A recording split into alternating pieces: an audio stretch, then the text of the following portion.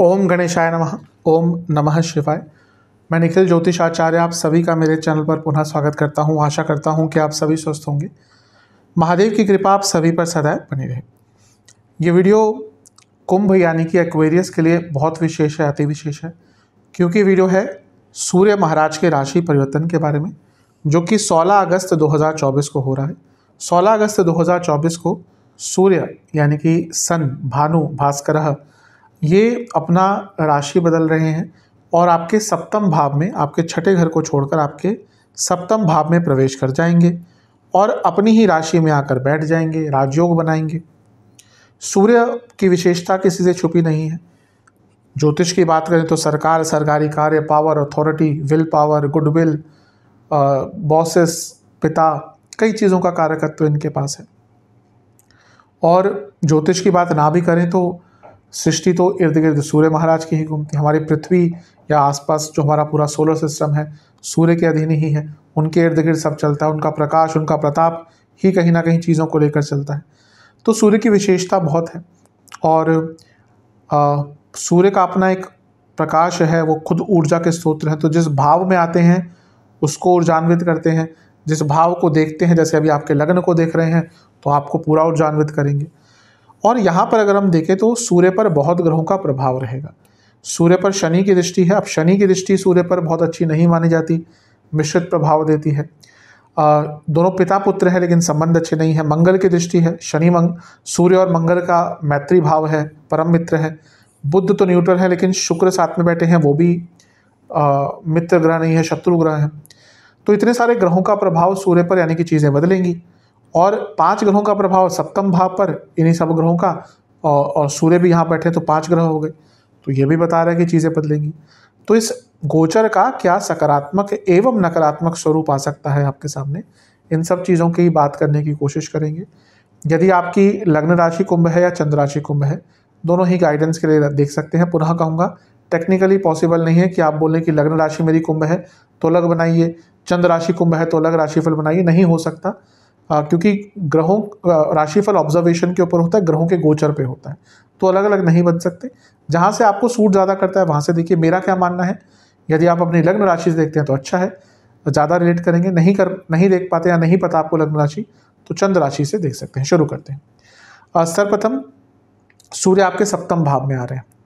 सप्तम भाव में सूर्य का आना मिश्रित होता है, लेकिन क्योंकि वो आपके सप्तमेश हैं यानी कि केंद्र भाव, तो सप्तम में या केंद्र में सूर्य का आना, अपनी ही राशि में आना, यानी कि राजयोग। कोई भी केंद्र भाव का स्वामी अपने ही भाव में आता है तो राजयोग बनता है। अब ज्योतिष में कुछ पंच महापुरुष योग भी होते हैं लेकिन सूर्य उसमें नहीं इंक्लूड होते। सूर्य, चंद्रमा, राहु, केतु, इनको छोड़कर जो 5 ग्रह हैं वही पंच महापुरुष योग में होते हैं। लेकिन यहाँ पर सूर्य भी कहीं ना कहीं वैसा ही फल दे सकते हैं क्योंकि केंद्र भाव में अपनी ही राशि में आ रहे हैं। सबसे इंपॉर्टेंट है, सूर्य का प्रकाश अपने से सप्तम भाव पर सबसे ज़्यादा होता है। तभी पूर्णिमा भी कब बनती है, जब सूर्य से सप्तम में चंद्रमा आएंगे। तो इस समय 1 महीने के लिए आपके लग्न पर सबसे ज़्यादा प्रभाव, सबसे ज़्यादा प्रकाश रहेगा।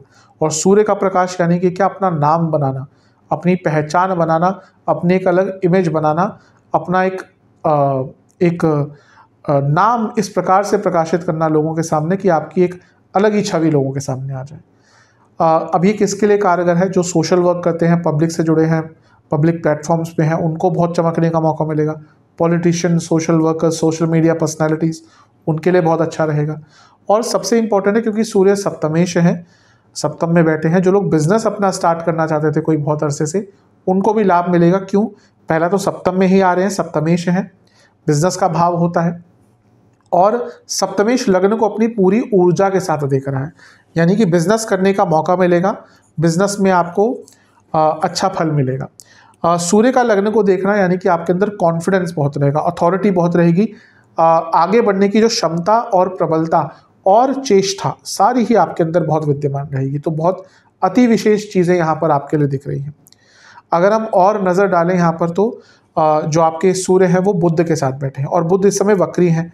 पंचम के स्वामी और अष्टम के स्वामी हैं बुध, यानी कि अचानक से धन प्राप्ति, क्योंकि लक्ष्मी स्थान और अचानक से धन प्राप्ति का स्थान। और यहाँ पर सूर्य के साथ बैठे यानी कि बिजनेस जो करते हैं बहुत तेज गति से लाभ होगा। इवन आपका थॉट प्रोसेस बदलेगा, क्योंकि ये थॉट प्रोसेस का भाव है, ये गहरी सोच का भाव है। यहाँ पर सूर्य के साथ बैठे हैं, यानी कि आपको नई अपॉर्चुनिटीज़ मिलेंगी और उनको आप नए नज़रिए से देखना शुरू कर देंगे। यहाँ पर शुक्र की बात करें तो शुक्र के साथ सूर्य बैठे हैं, और शुक्र क्या है, वो आपके लिए यानी कि कुंभ के लिए योग कारक ग्रह है और भाग्य स्थान के स्वामी हैं। तो सप्तमेश और भाग्येश सप्तम में, यानी कि क्या हो सकता है, बिजनेस बहुत तेज गति से आगे बढ़ेगा। अगर आप अपने बिजनेस को एक्सपैंड करना चाहते हैं उसके लिए भी अच्छा है। शुक्र चौथे घर के स्वामी भी हैं और चौथे से चौथा भाव है सप्तम भाव, यानी कि प्रॉपर्टी खरीदने के लिए अच्छा मौका है। कोई प्रॉपर्टी में सरकारी बाधा आ रही थी उसको दूर करने के लिए अच्छा मौका है। और मंगल की भी दृष्टि है चौथे भाव से, यानी कि अगर आप अपनी प्रॉपर्टी को कोई कुछ कंस्ट्रक्शन कराना चाहते थे, कुछ रेनोवेशन कराना चाहते थे, उसके लिए भी बहुत अच्छा योग बन रहा है। तो सूर्य का सप्तम में आना बहुत अति विशेष फल आपके लिए दे रहा है। इसका लाभ उठाइएगा, अवश्य लाभ उठाइएगा। शुक्र की बात करें तो और साथ में शुक्र योग कारक है और सप्तम में शुक्र बैठे हुए हैं और सूर्य भी आगे सप्तमेश। यहाँ पे समझने की बात है, दो इसके कॉम्बिनेशन बनते हैं। पहला, जिनका विवाह नहीं हो रहा था, यानी कि ना बात बढ़ रही थी ना रिश्ता आ रहा था, उनके लिए इस एक महीने में बहुत संभावना है कि रिश्ता आ सकता है। कारण सप्तमेश हैं और कारेश हैं, यानी कि कारकेश हैं। शुक्र कारक हैं विवाह के, सूर्य सप्तमेश है। इनका सप्तम में होना, अचानक से कोई रिश्ता आ सकता है। ये उनके लिए बात कर रहा हूँ जिनको, जो बहुत प्रयत्न कर रहे थे लेकिन शादी की बात आगे नहीं बढ़ रही थी।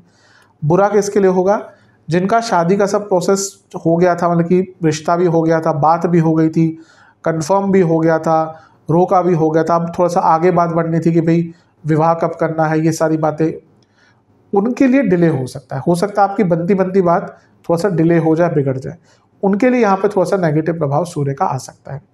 अदरवाइज सूर्य का कई चीज़ों पर अच्छा प्रभाव होगा। जैसे हमने कहा बिजनेस पे, करियर की बात करें, जॉब की बात करें, 10वें से 10वां भाव प्रमोशन का बहुत इंपॉर्टेंट स्थान है और यहाँ पर 5 ग्रहों का प्रभाव है। प्रमोशन होने के चांसेस बहुत ज़्यादा हैं। जो लोग जॉब करते हैं और अगर आपका यहाँ पर चांस बनता है या कोई आपके अप्रेजल आदि खुलते हैं, बहुत चांसेस है कि आपको प्रमोशन मिल जाएगी। 10वें को मंगल भी देख रहे हैं इस टाइम पे, तो ये और प्रगाढ़ता से बताता है कि आपको लाभ मिलेगा।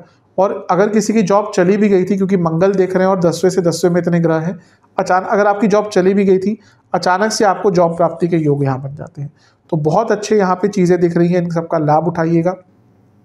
मंगल की दृष्टि है, मंगल तीसरे घर के स्वामी हैं और 10वें घर के स्वामी है, चौथे घर में बैठे हैं।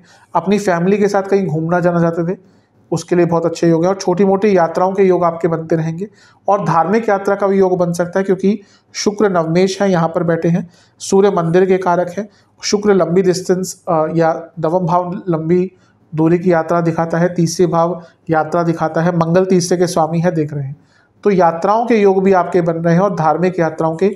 इवन सप्तम भाव शॉर्ट टर्म ट्रेवल टू विदेश, यानी कि विदेश का भी योग आपका ट्रैवल का दिखाता है। तो अचानक से विदेश जाना चाहते थे तो योग भी बन सकता है।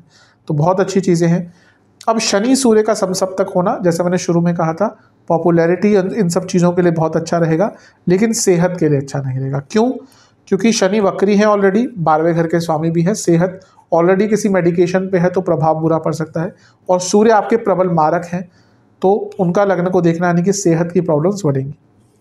बुध भी देख रहे हैं लग्न भाव को और वो अष्टमेश हैं, ये भी इंडिकेट कर रहा है कि सेहत की प्रॉब्लम्स आपको तंग कर सकती है। तो आपको सेहत का बहुत ध्यान देना है और अपनी सोच पर भी थोड़ा सा ध्यान देना है, क्योंकि कभी कभी थोड़ी सी ओवर एक्साइटमेंट या कभी कभी थोड़ा सा नकारात्मक फील कर सकते हैं। इसका सबसे बुरा जो प्रभाव पड़ेगा वो पड़ेगा मैरिड लाइफ पर या फिर आपके पति या पत्नी की सेहत पर।